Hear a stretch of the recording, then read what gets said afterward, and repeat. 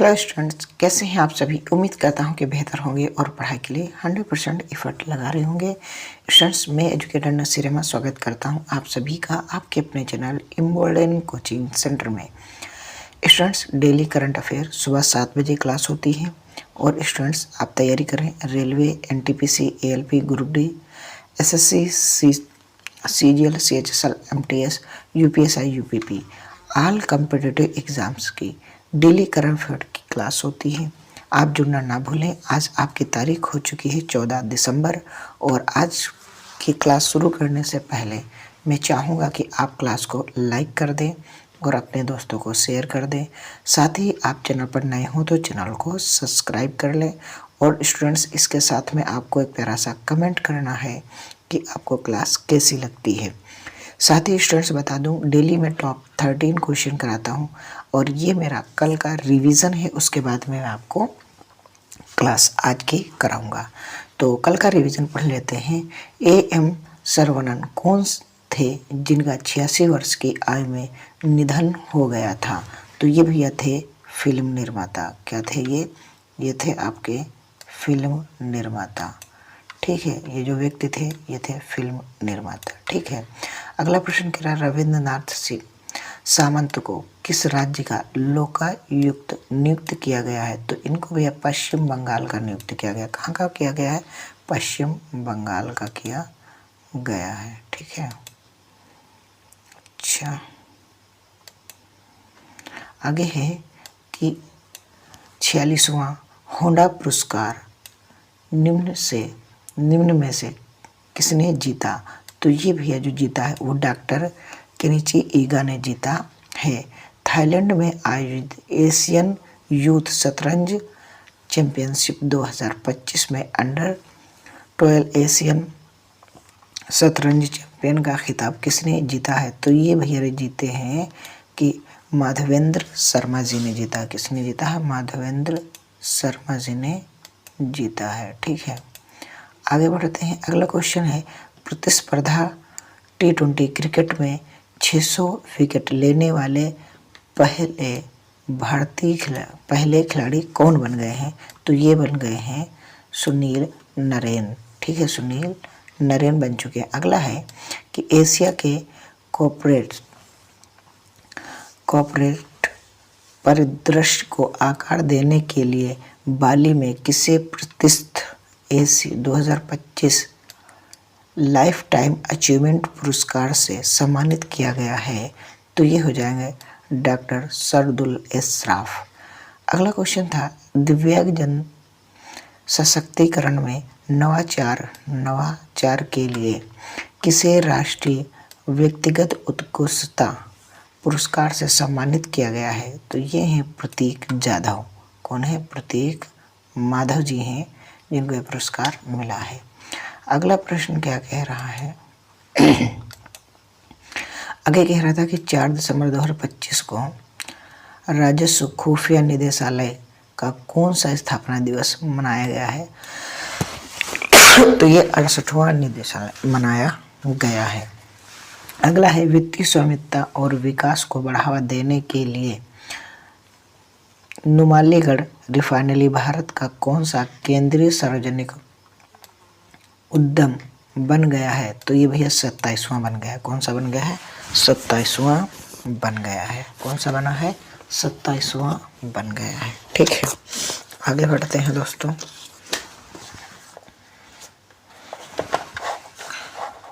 अगला है कि भारतीय चार्टर्ड अकाउंट ने किस शहर में दिवालियापन समाधान एवं मूल्यांकन पर तीसरा रिसोल्व 2025 अंतर्राष्ट्रीय सम्मेलन आयोजित किया है? तो ये भैया मुंबई में किया है। कहाँ किया है? मुंबई।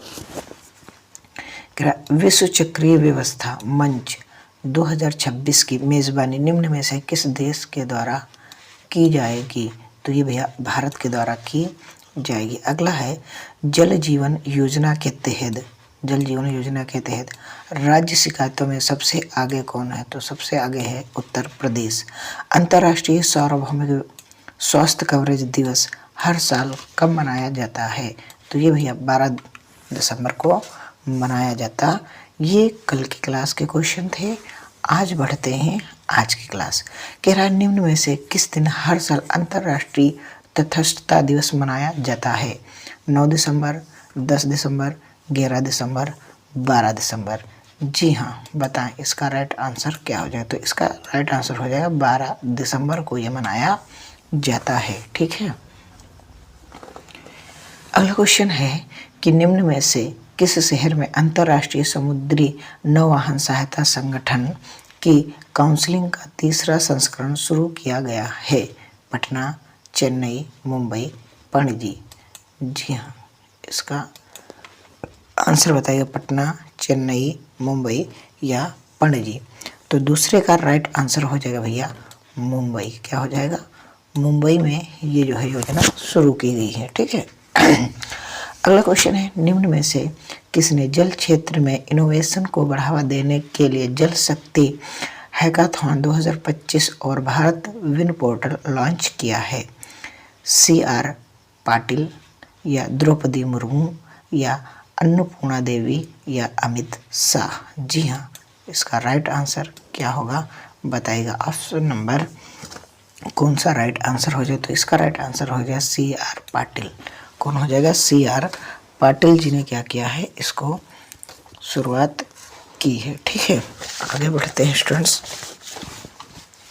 अगला प्रश्न आपकी स्क्रीन पर क्या कह रहा है? हाल ही में किस राज्य सरकार द्वारा सदियों पुरानी पगड़ी प्रथा को खत्म करने की घोषणा की है? बिहार, मध्य प्रदेश, अरुणाचल प्रदेश, महाराष्ट्र। जी हाँ, राइट आंसर बताइएगा। बिहार, मध्य प्रदेश, अरुणाचल प्रदेश या महाराष्ट्र। तो इसका राइट आंसर स्टूडेंट्स हो जाएगा महाराष्ट्र। क्या हो जाएगा? महाराष्ट्र। अगला प्रश्न है, हाँ जी, अगला प्रश्न है कि भूमि विवाद के तेजी से समाधान के लिए भूमि सुधार संवाद पहल किस राज्य ने शुरू की है? तमिलनाडु, गोवा, बिहार, मध्य प्रदेश। जी हाँ, बताएं इसका राइट आंसर क्या हो जाएगा? तो भाई साहब ये जो शुरू की है वो बिहार सरकार ने शुरू की है। किसने शुरू की है? बिहार सरकार ने ये योजना शुरू की है कि जो भूमि से विवादित चीज़ें हैं उनका समाधान करने के लिए वो भूमि सुधार संवाद, कौन है? भूमि सुधार संवाद पहल शुरू की गई है। अगला है भारत रत्न से सम्मानित पहली संगीतकार MS सुब्बुलक्ष्मी की कौन सी पुण्यतिथि 11 दिसंबर को 2025 को मनाई गई? 11 दिसंबर 2025 को 19वीं, 21वीं, 23वीं या 25वीं? जी हाँ, छठे का बताइएगा राइट आंसर क्या हो जाएगा? तो भाई साहब इसका जो राइट आंसर हो जाएगा वो मेरे हिसाब से हो जाएगा 21। कौन सी 21वीं की पुण्यतिथि मनाई गई है? अगला प्रश्न है निम्न में से किसे राष्ट्रीय सुरक्षा में बेहतरीन सेवा के लिए केंद्रीय गृह मंत्री के एफिशिएंसी मेडिकल से सम्मानित किया गया है? दिनेश खटक को, अनिल चौहान, प्रवीण कुमार या बलवीर सिंह? जी हाँ, 7वीं का राइट आंसर क्या हो जाएगा? आप कमेंट बॉक्स में बताया करें स्टूडेंट्स। और ये हो जाएगा आपका दिनेश खटक। जी हाँ, कौन हो जाएंगे? दिनेश खटक जी को यह सम्मान मिला है। निम्न में से किस शहर में भारतीय भाषा उत्सव 2025 मनाया गया है? पटना, गांधीनगर, लखनऊ, नई दिल्ली। जी हाँ, आप 8वें का राइट आंसर बताइएगा। तो 8वें का राइट आंसर हो जाएगा नई दिल्ली। कौन हो जाएगा? नई दिल्ली। अगला प्रश्न है निम्न में से किस राज्य में जनवरी 2026 से मुख्यमंत्री सेहत बीमा योजना लॉन्च की जाएगी? यानी कि कब से? जनवरी से। कौन सी जनवरी? 2026 वाली जनवरी से मुख्यमंत्री, कौन सी? मुख्यमंत्री सेहत बीमा योजना लॉन्च की जाएगी। मध्य प्रदेश, तमिलनाडु, पंजाब या बिहार? जी हाँ, 9वें का राइट आंसर हो जाएगा आपका पंजाब सरकार। कौन शुरू कर रही है? पंजाब सरकार इस योजना को शुरू कर रही है। अगला प्रश्न है, क्या कह रहा है कि हाल ही में शिवराज पाटिल का 90 साल की आयु में निधन हो गया। वे कौन थे? शास्त्रीय नर्तक थे, राजनेता थे, वैज्ञानिक थे, पत्रकार थे? जी हाँ, फेमस इंसान है, इसीलिए करंट अफेयर बना है।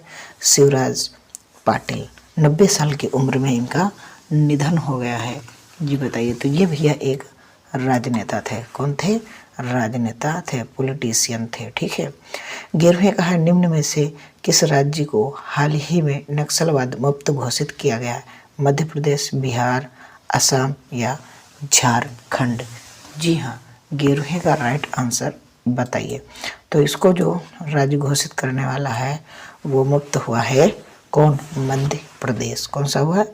मध्य प्रदेश।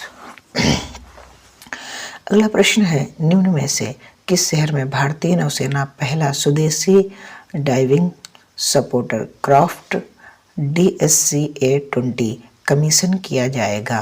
कांडला, पणजी, विशाखापट्टनम, कोचीन? ये किस जगह से नौसेना में ये क्या किया जाएगा? शामिल किया जाएगा? जी हाँ, 12वें का राइट आंसर हो जाएगा आपका कोचीन। क्या होगा? कोचीन।